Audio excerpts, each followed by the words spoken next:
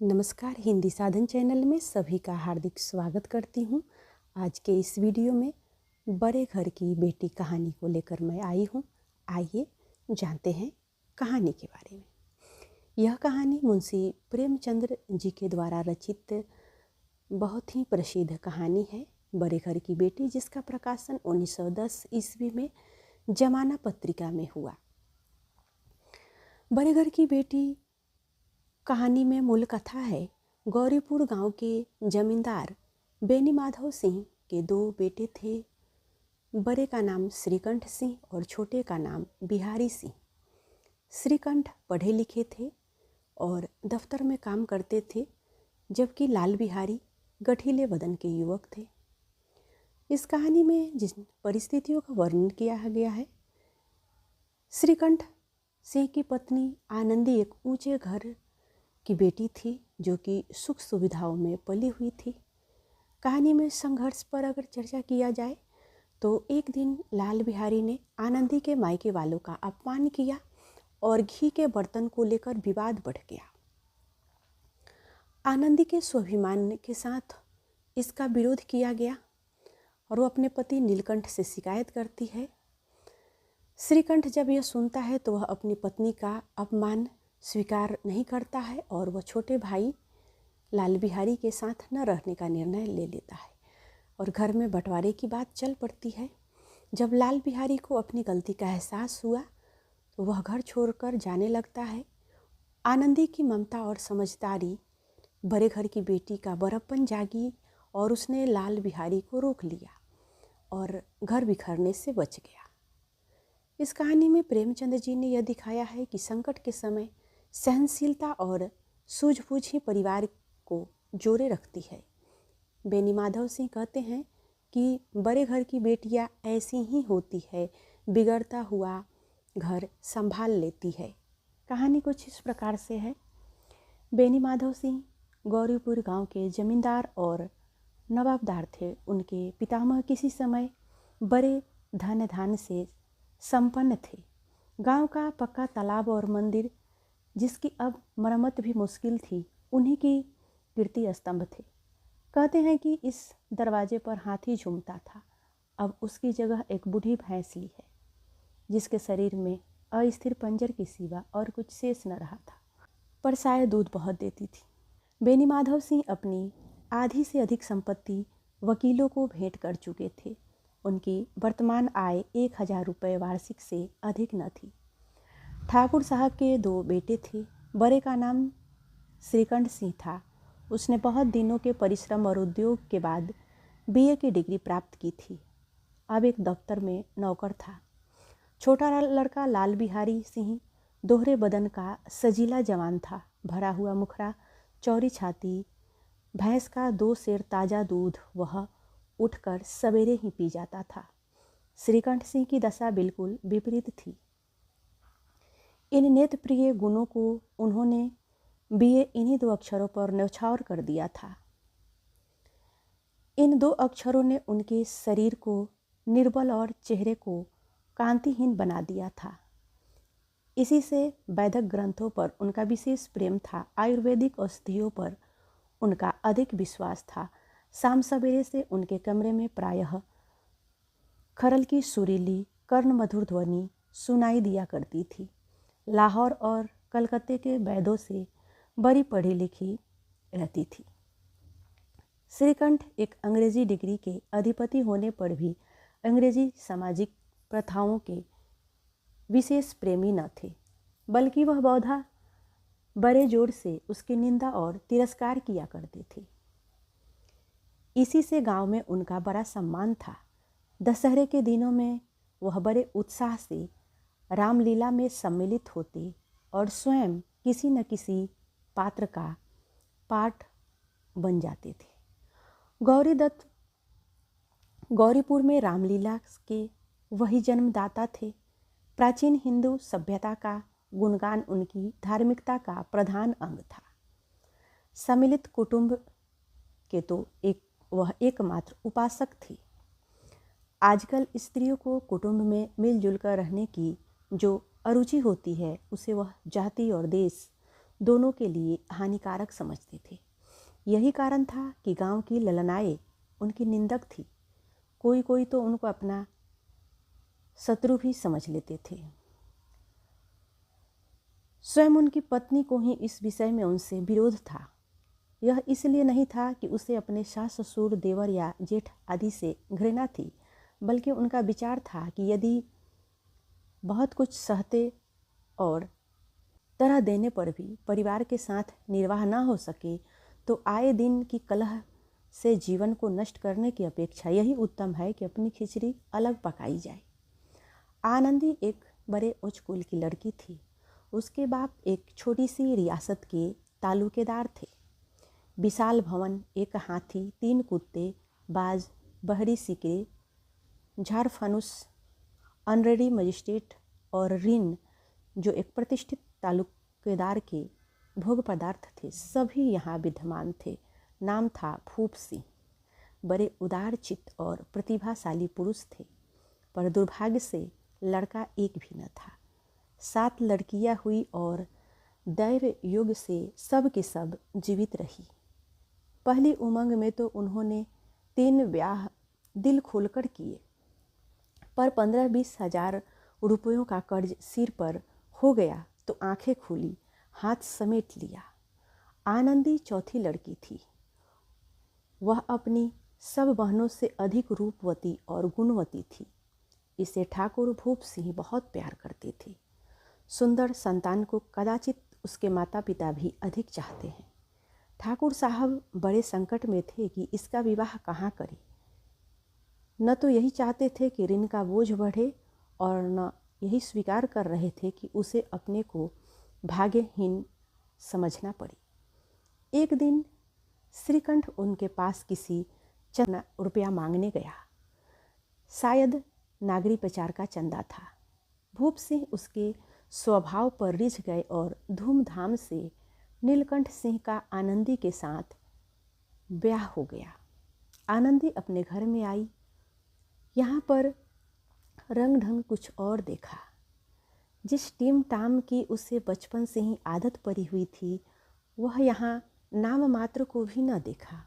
हाथी घोड़े का तो कहना ही क्या, कोई सजी हुई सुंदर बहली तक न थी।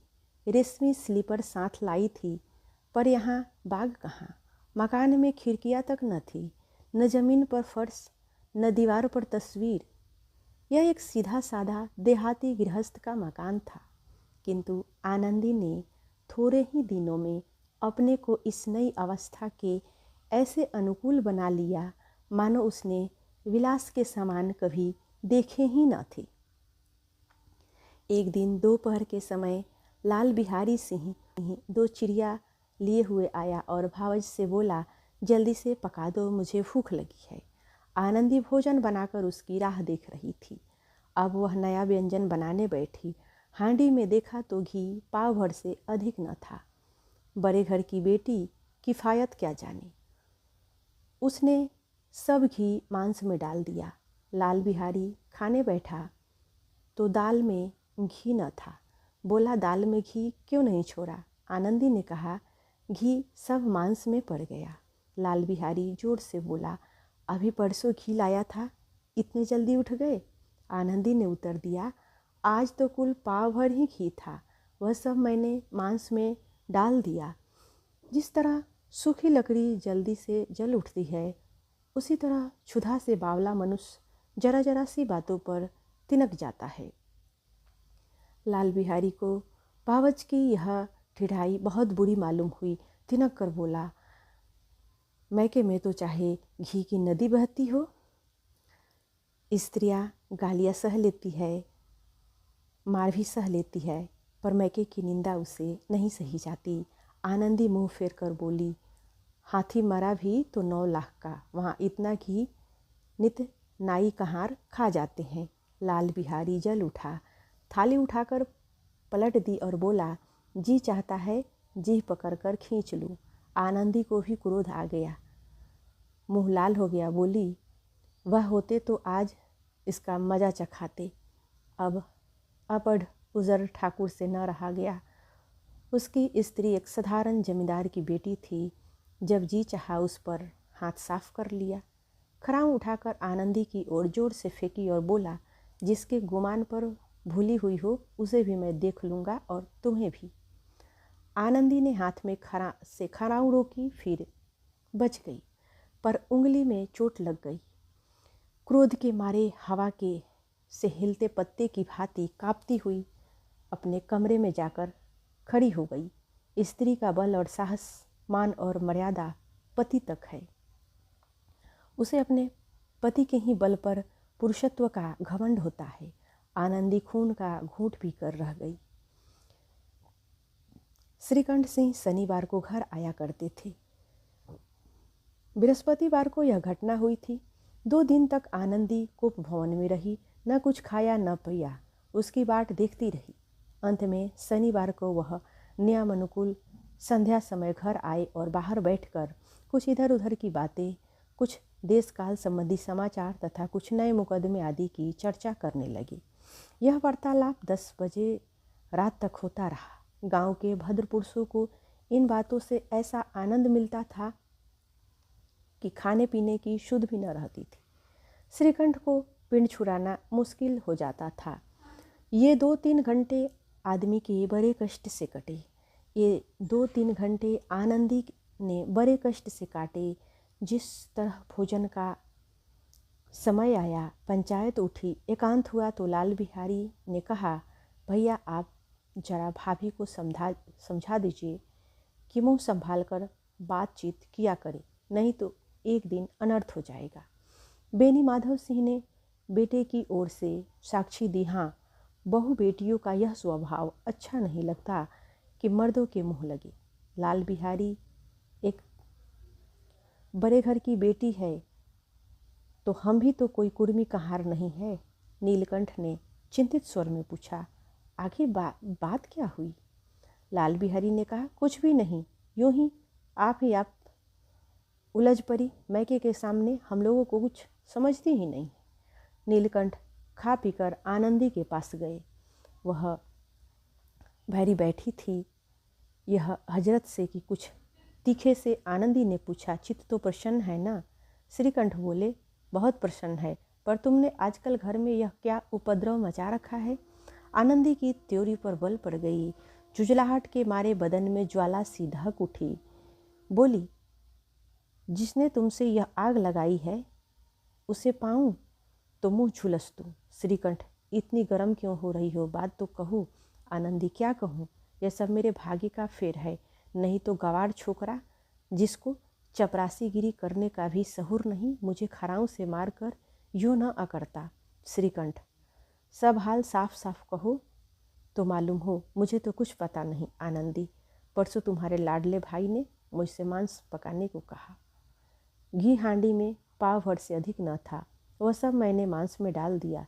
जब खाने बैठा तो कहने लगा, दाल में घी क्यों नहीं है?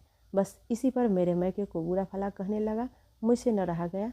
मैंने कहा कि वहाँ इतना घी नाई कहाँ खा जाते हैं और किसी को जान भी नहीं पड़ता। बस इतनी सी बात पर उस अन्यायी ने मुझ पर खराऊ फेंक मारी। यदि हाथ से न रोक लेती तो सिर फट जाता। उसी से पूछो, मैंने कुछ कहा है? वह सच है या झूठ है? श्रीकंठ की आंखें लाल हो गई। बोले, यहाँ तक हुआ आया उस छोकरे का यह साहस? आनंदी स्त्रियों के स्वभाव अनुसार रोने लगी, क्योंकि आंसू उनकी पलकों पर रहते हैं। श्रीकंठ बड़े धैर्यवान और शांत पुरुष, कदाचित ही कभी क्रोध आता था। स्त्रियों के आंसू पुरुषों की क्रोधाग्नि भड़काने में तेल का काम करती है। रात भर करवटें बदलते रहे। उद्विग्नता के कारण पलक तक नहीं झपकी। प्रातःकाल अपने भाई के पास जाकर बोले, दादा, अब इस घर में मेरा निवाह न होगा। इस तरह की विद्रोहपूर्ण बातें कहने कितनी ही बार अपने कई मित्रों को आड़े हाथों लिया था, परंतु दुर्भाग्य आज उसे स्वयं वही बातें अपने मुंह से कहनी पड़ी। दूसरों को उपदेश देना कितना सहज होता है। बेनी माधव सिंह घबरा उठे। बोले, क्यों? नीलकंठ, इसलिए कि मुझे अपनी मान प्रतिष्ठा का कुछ विचार है। आपके घर में अब अन्याय और हठ का प्रकोप हो रहा है। जिसको बड़ों का आदर सम्मान करना चाहिए वे उसके सिर चढ़ते हैं। मैं दूसरे का नौकर ठहरा घर पर रहता नहीं। यहाँ मेरे पीछे स्त्रियों पर खड़ाऊं और जूते की बौछार होती है। कड़ी बात तक चिंता नहीं, कोई एक दो कह दे, वहाँ तक मैं सह लूँगा, किंतु यह कदापि नहीं हो सकता कि मेरे ऊपर लात घुस्से पड़े और मैं दम न मारूं। बेनी माधव सिंह कुछ जवाब न दे सके। श्रीकंठ सदैव उनका आदर करते थे। उनके ऐसे तेवर देखकर बूढ़ा ठाकुर अवाक रह गया। केवल इतना ही बोला, बेटा तुम बुद्धिमान हो और स्त्रियों के बातों को इस तरह से लेकर बैठे हो। स्त्रियां घर का नाश कर देती है, उनको बहुत सिर चढ़ाना अच्छा नहीं है। श्रीकंठ, इतना मैं जानता हूँ आपके आशीर्वाद से, ऐसा मूर्ख नहीं हूँ। आप स्वयं जानते हैं कि मेरे ही समझाने बुझाने से इस गांव में कई घर संभल गए हैं, पर स्त्री की मान प्रतिष्ठा का मैं ईश्वर के दरबार में उत्तरदाता हूँ। उसके प्रति ऐसा घोर अन्याय और पशुवत व्यवहार मुझे असह्य है।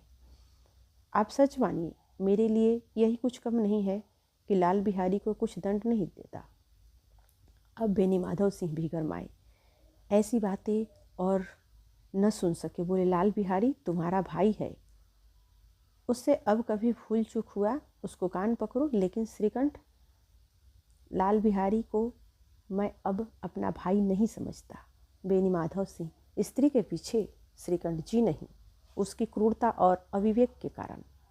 दोनों कुछ देर चुपचाप रहे। ठाकुर साहब लड़के का क्रोध शांत करना चाहते थे, लेकिन यह नहीं स्वीकार करना चाहते थे कि लाल बिहारी ने कोई अनुचित काम किया हो। इसी बीच में गांव के और कई सज्जन हुक्के चिलम के बहाने वहां आ बैठे। कई स्त्रियां जब यह सुनी कि श्रीकंठ पत्नी के पीछे पिता से लड़ने को तैयार हैं तो उन्हें बड़ा हर्ष हुआ। दोनों पक्षों की मधुर वाणियाँ सुनने के लिए उनकी आत्माएं तिलमिलाने लगी। गांव में कुछ ऐसे कुटिल मनुष्य भी थे जो उस कुल की नीतिपूर्ण गति पर मन ही मन जलते थे। वे कहा करते थे कि श्रीकंठ अपने बाप से दबता है, इसीलिए वह दब्बू है। उसने विद्या पढ़ी है, इसलिए वह किताबों का कीड़ा है। बेनी माधव सिंह उसकी सलाह के बिना कोई काम नहीं करते। यह उनकी मूर्खता है। इस महानुभावों की शुभकामनाएं आज पूरी होते दिखाई दी। कोई हुक्का पीने के बहाने, कोई लगान की रसीदें दिखाने के बहाने आकर बैठ गया। बेनी माधव सिंह पुराने आदमी थे, इन भावों को तार गए। उन्होंने निश्चय किया कि चाहे कुछ भी क्यों न हो, इन द्रोहियों को ताली बजाने का अवसर न दूंगा। तुरंत कोमल शब्दों में बोले, बेटा मैं तुमसे बाहर नहीं हूँ, तुम्हारा जो चीज़ चाहे करो। अब तो लड़के से अपराध हो ही गया। इलाहाबाद का अनुभव रहित झल्लाया हुआ ग्रेजुएट इस बात को न समझ सका। उसे डिबेटिंग क्लब में अपनी बात पर अड़े रहने की आदत थी। इन हथकंडों से उसे क्या खबर। बाप ने जिस मतलब से बात पलटी हो वह उसकी समझ में न आई। बोला, लाल बिहारी के साथ अब इस घर में नहीं रह सकता। बेनी माधव बोला, बुद्धिमान लोग मूर्खों की बात पर ध्यान नहीं देते। वह बेसमझ लड़का है, उसने जो कुछ भी भूल की है उसे तुम बड़े हो, क्षमा करो। श्रीकंठ, उसकी इस दुष्टता को मैं कदापि नहीं सह सकता। या तो वही घर में रहेगा या मैं ही। आपको यदि वह अधिक प्यारा है तो मुझे विदा कीजिए, मैं अपना भार आप संभाल लूँगा। यदि मुझे रखना चाहते हैं तो उसे कहिए कि वह यहाँ से चला जाए। बस यह मेरा अंतिम निश्चय है। लाल बिहारी सिंह दरवाजे की चौखट पर चुपचाप खड़ा बड़े भाई की बातें सुन रहा था। वह उसका बहुत आदर करता था। उसे कभी इतना साहस न हुआ कि श्रीकंठ के सामने चारपाई पर बैठ सके। हुक्का पी ले या पान खा ले, बाप का भी वह इतना मान करता था जितना श्रीकंठ का। श्रीकंठ का भी उस पर हार्दिक स्नेह था। अपने होश में उन्होंने कभी हुक्का तर्क नहीं दिया था। जब वह इलाहाबाद से आते तो उसके लिए कोई न कोई वस्तु अवश्य लाते। मुग्दत की जोड़ी उन्होंने ही बना दी थी। पिछले साल जब उसने अपने से दृढ़ जवान को नागपंचमी के दिन दंगल में पछाड़ दिया तो उन्होंने पुलकित होकर अखाड़े में ही जाकर उसे गले से लगा लिया। 500 रुपए के पैसे लुटाए थे। ऐसे भाई के मुंह से आज ऐसी हृदय विदारक बात सुनकर लाल बिहारी को बड़ी ग्लानि हुई। वह फूट फूट कर रोने लगा। इसमें संदेह नहीं कि अपने किए पर पछता रहा था। भाई के आने से एक दिन पहले ही उसने उसकी छाती धड़क रही थी। देखूं भैया क्या कहते हैं, मैं उनके सम्मुख कैसे जाऊंगा, उनसे कैसे बोलूँगा, मेरी आंखें उनके सामने कैसे उठेगी। उसने समझा था कि भैया मुझे भुलाकर समझा देंगे। इस आशा के विपरीत आज उसने निर्दयता की मूर्ति उन्हें होते देखा। वह मूर्ख था, परंतु उसका मन कहता था कि भैया मेरे साथ अन्याय कर रहे हैं। यदि श्रीकंठ उससे अकेले में बुलाकर 2-4 बातें कह देते, इतना ही नहीं 2-4 तमाचे भी लगा देते, तो कदाचित उसे इतना दुख न होता। पर भाई का यह कहना कि अब मैं उसकी सूरत नहीं देखना चाहता, लाल बिहारी से सहा न गया। वो रोता हुआ घर आया और कोठरी में जाकर कपड़े पहने, आंसू पोंछे, जिससे कोई यह न समझे कि रोता था। तब आनंदी के द्वार पर जाकर बोला, भाभी, भैया ने निश्चय किया है कि वह मेरे साथ इस घर में नहीं रहेंगी। अब वह मेरा मुंह देखना नहीं चाहते, इसीलिए मैं जाता हूँ। उन्हें फिर मुंह ना दुखाऊंगा। मुझसे जो कुछ अपराध हुआ है उसे क्षमा कर देना। यह कहते कहते लाल बिहारी का गला भर आया। जिस समय लाल बिहारी सिर झुकाए हुए आनंदी के द्वार पर खड़ा था, उसी समय नीलकंठ सिंह भी आंखें लाल किए बाहर से आए। भाई को खड़ा होता देखकर घृणा से आंखें फेर ली और कतरा कर निकल गए, मानो उसकी परछाई से वे दूर भागते हो। आनंदी ने लाल बिहारी की शिकायत तो की थी, लेकिन अब मन में पछता रही थी। वह स्वभाव से ही दयावती थी। उसे इसका तनिक भी ध्यान न था कि बात इतनी बढ़ जाएगी। वह मन में अपने पति पर झुझला रही थी कि वह इतने गर्म क्यों होते हैं। उस पर वह भय भी लगा था कि कहीं मुझसे इलाहाबाद चलने को न कहे तो कैसे क्या करूँगी। इस बीच में जब उसने लाल बिहारी को दरवाजे पर खड़े यह कहते सुना कि अब मैं जाता हूँ, मुझसे जो कुछ अपराध हुआ हो क्षमा करना, तो उससे रहा न गया और उसका क्रोध पानी हो गया। वह रोने लगी। मन का मैल धोने के लिए नैन जल से उपयुक्त और कोई वस्तु नहीं है। श्रीकंठ को देखकर आनंदी ने कहा, लल्ला बाहर खड़े रो रहे हैं। श्रीकंठ, तो मैं क्या करूं? आनंदी, भीतर बुला लो।